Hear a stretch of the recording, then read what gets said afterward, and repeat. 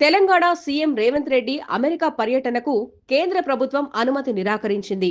August 20 నుంచి 30 వరకు UK, అమెరికాలో పర్యటించి తెలంగాణకు పెట్టుబడులు తీసుకురావాలని రాష్ట్ర ప్రభుత్వం ప్రణాళిక రూపొందించింది. ప్రస్తుతం లండన్లో ఉన్న రేవంత్ రెడ్డి అక్కడి కార్యక్రమాలు ముగించుకుని అమెరికాలోని బోస్టన్ సహా పలు ప్రాంతాల్లో పర్యటించాల్సింది. అయితే విదేశీ పర్యటనకు సంబంధించి కేంద్ర విదేశాంగ శాఖ నుంచి రాజకీయ క్లియరెన్స్ రాలేదు. Clearance from political angle is denied అని సీఎంఓ విడుదల చేసిన ప్రకటనలో పేర్కొంది. దీంతో తెలంగాణ రైజింగ్ ప్రతినిధి బృందంతో కలిసి అమెరికా వెళ్లాలన్న రేవంత్ ప్రణాళిక రద్దయింది.